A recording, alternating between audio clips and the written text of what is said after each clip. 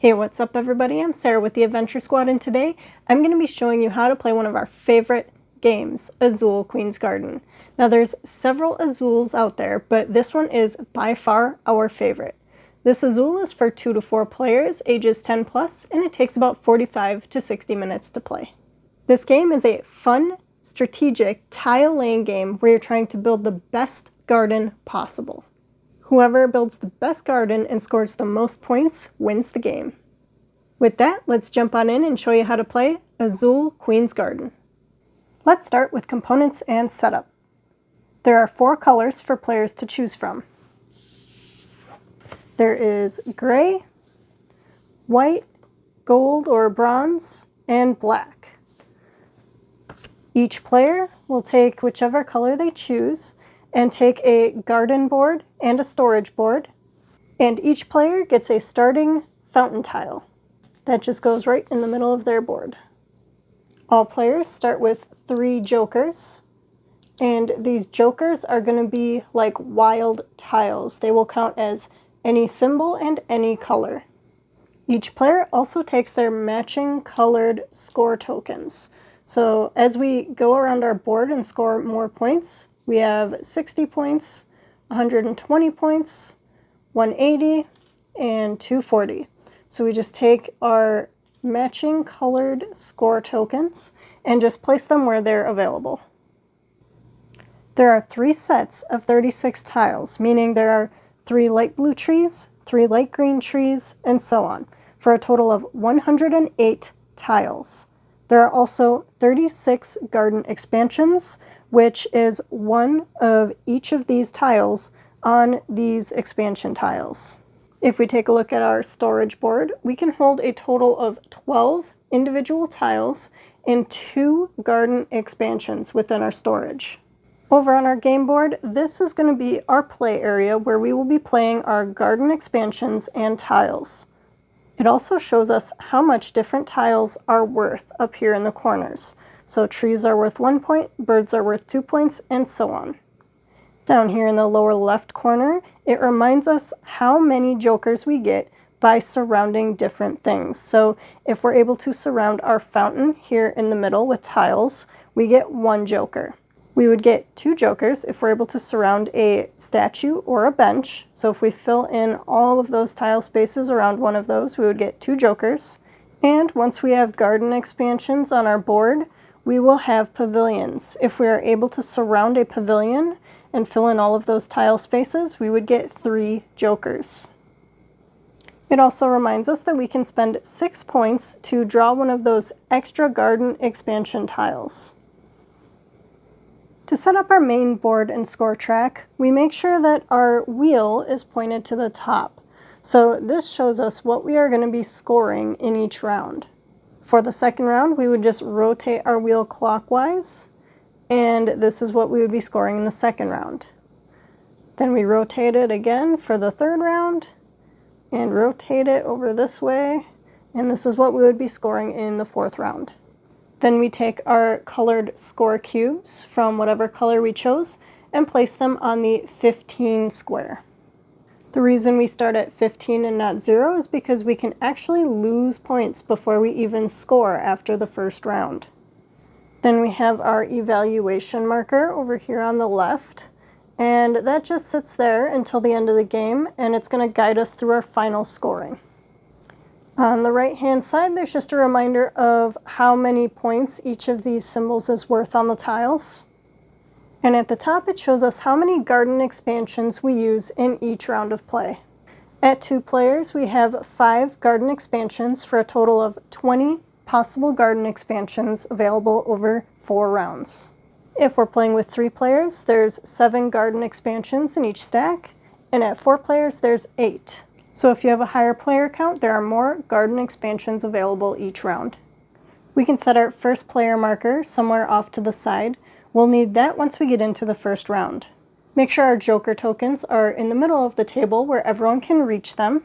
And we have our 4 stacks of 5 of these garden expansions. So this is the setup for a 2-player game. Again, if you're playing with more people, you would have more garden expansions in these stacks. We also have our stack of face down garden expansions here with our -6 reminder on there. So if we want one of these face down garden expansions, we have to pay 6 points. We also have this cute little box here with cool artwork on it, and that's just used for discarding our tiles. So when we discard tiles to play other tiles, they just go right in this box here. And if we run out of tiles in our tile bag, we can just dump the tiles back into that bag and start reusing the tiles. Once we have our garden stacks set up, we can draw 4 tiles from our tile bag and place them on the first round stack.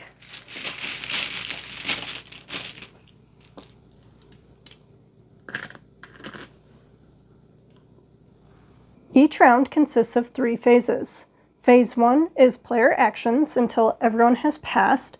Phase 2 is scoring, and Phase 3 is preparing for the next round, so cleaning up and resetting for the next round.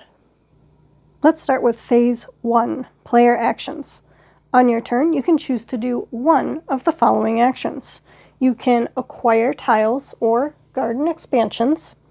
You can choose to play a tile from your storage onto your board. You can choose to play one of your garden expansions from your storage onto your board, or you can pass.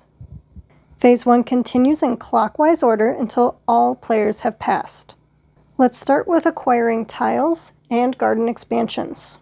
If you choose to take tiles, you must take either all of a color or all of a pattern. So if these are our tiles, I could choose to take these 2 green tiles and take the bird or the 4-point flower. I could choose to take all of these flowers. I could choose to take just the bird, or just the dark purple, or just the light purple.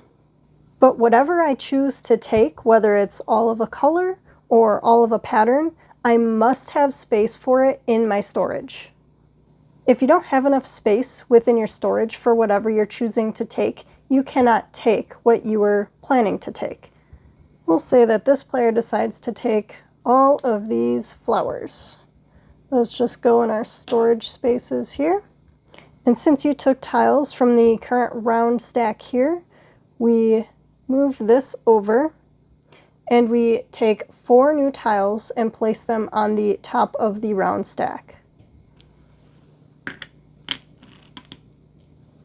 Now the next player can choose from any of these tiles, but again, must choose either all of a color or all of a pattern. However, as you can see here, we have 2 of these light blue trees.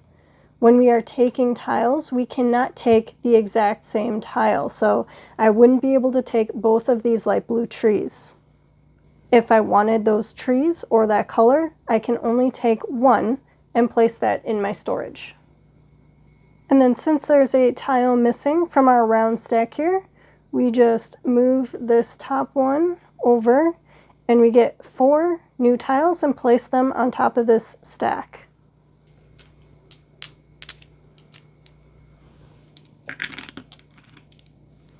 Now let's say I wanted these birds here. I have to take all birds that are showing, so I take both of those.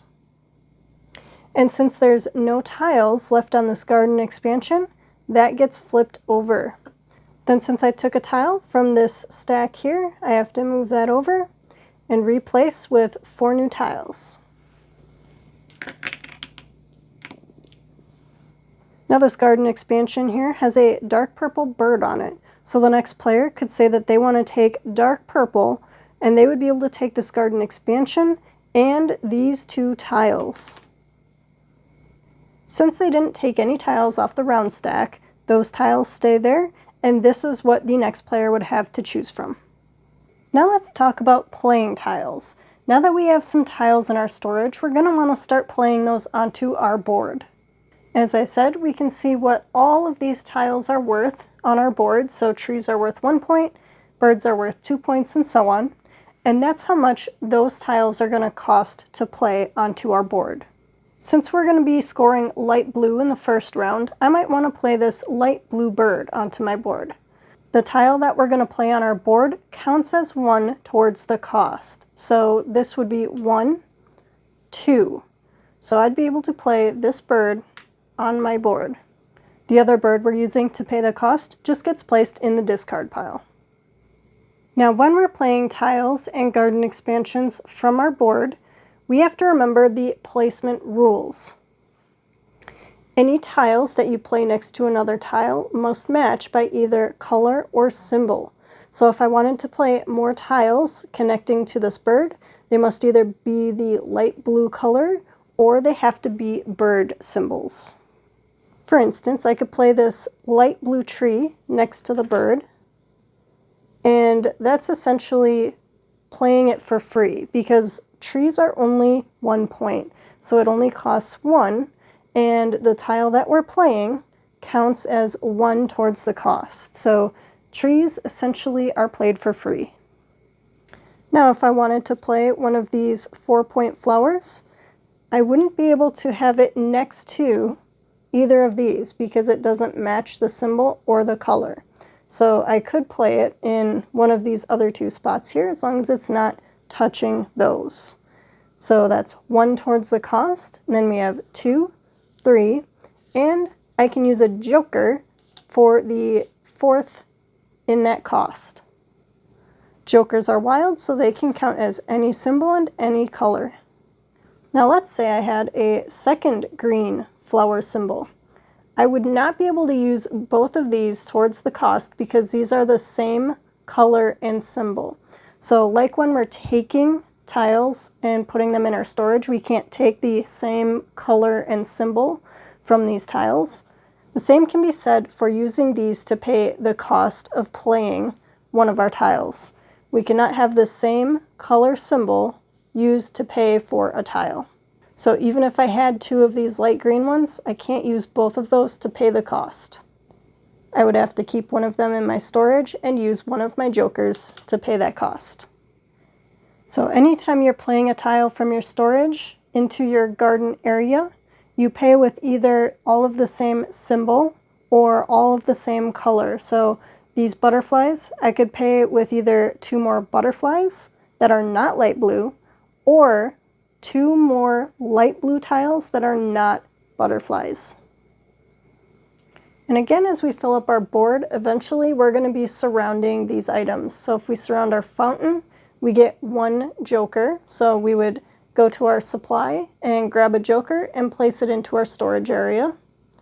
And if we surround these statues and benches, we would get 2. And if we surround the pavilions that are on these expansion tiles here, we would get 3 jokers. When you are playing garden expansions from your storage into your game board, they can be rotated any way. So if I'm playing this yellow bird here, it would make sense to play it next to this blue bird. That's going to help us in scoring because we want groups of either the same symbol or the same color for points. If I were to play this light blue bird into my garden area, I would not be able to play it here because these 2 blue birds are touching. They share the same color and symbol, so they cannot be next to each other. I could still play this tile here, but the birds can't be touching. Another thing to be careful of is, let's say I play this tile this way, and I end up playing my butterflies here to connect all of these light blue pieces. You can't have the same tile color in your group. So this would actually negate the points that I would have gotten for having all of these light blue together. So again, let's say I turned it this way and I played this here. This would all get scored, but this one would not unless I had more light blues connecting here. If a light blue connected here, these 2 birds would be in the same grouping again and would not be able to be scored. So while you need to connect tiles by either color or symbol, you cannot have the exact same tile in the same grouping. Playing garden expansions costs the same as playing a tile. So playing this light blue garden expansion here would still cost 2. So I would have to either discard a light blue or another bird to play this garden expansion.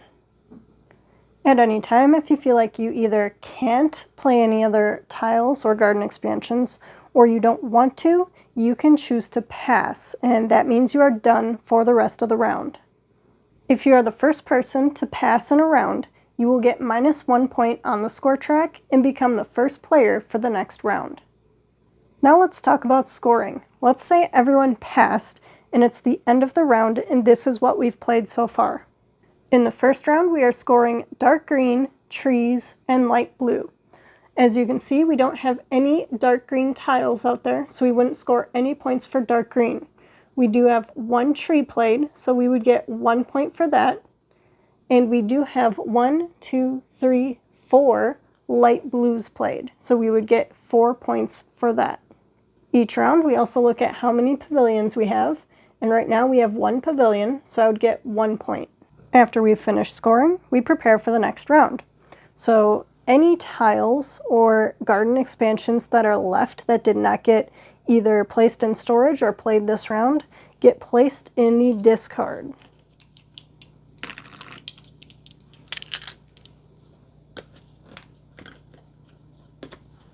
Then we draw 4 new tiles and place them on top of the next round stack.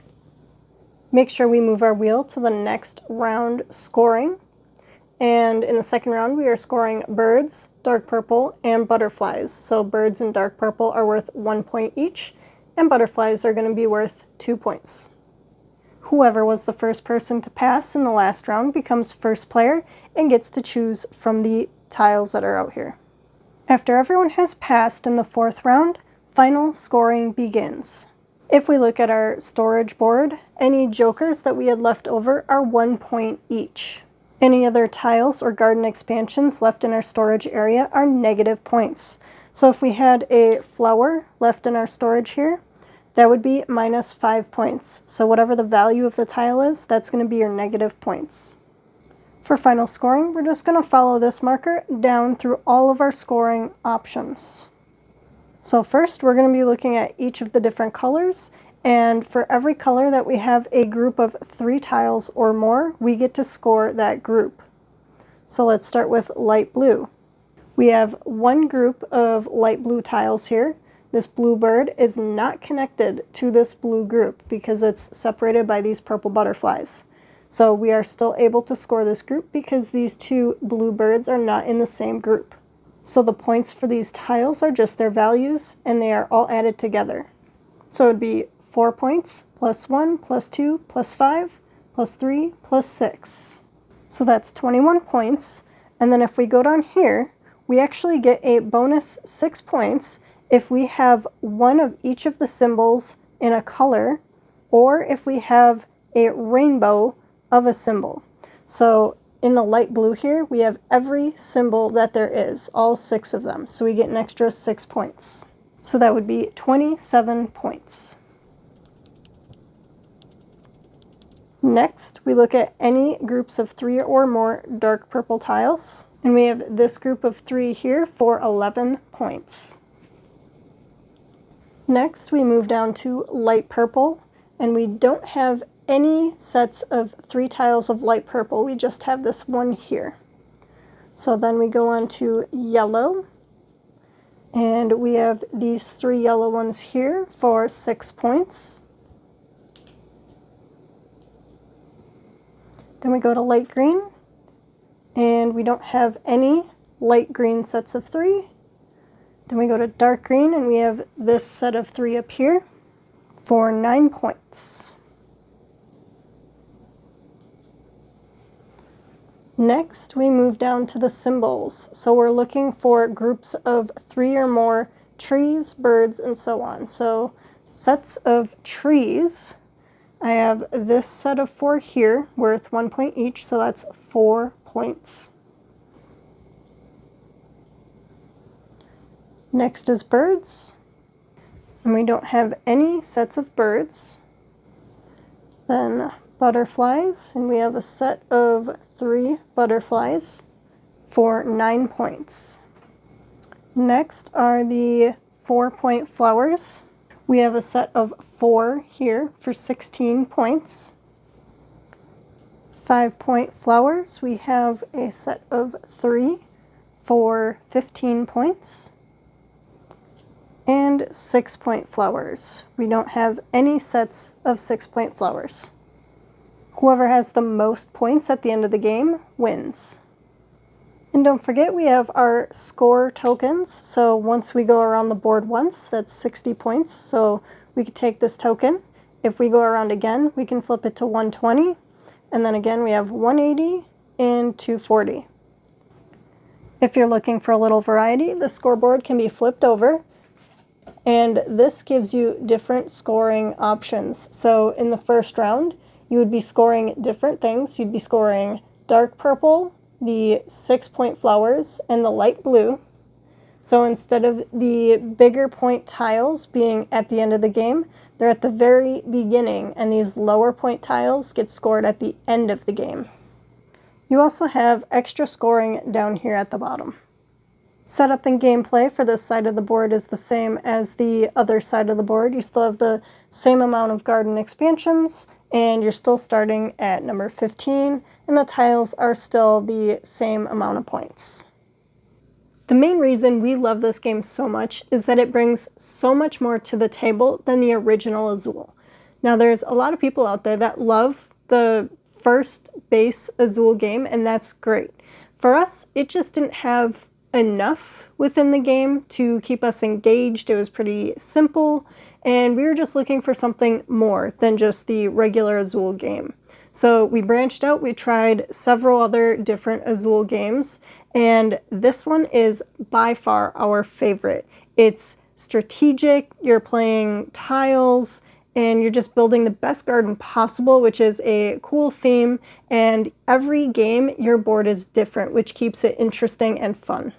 We love the strategy in this game of all of the different symbols and trying to keep symbols and colors together, making different groupings, the different scores for the different symbols. So you could go for a few bigger point tiles, or you could go for a larger amount of smaller point tiles. There's different strategies that you can try throughout this game, and that really makes it interesting and changes up the game a lot every single game.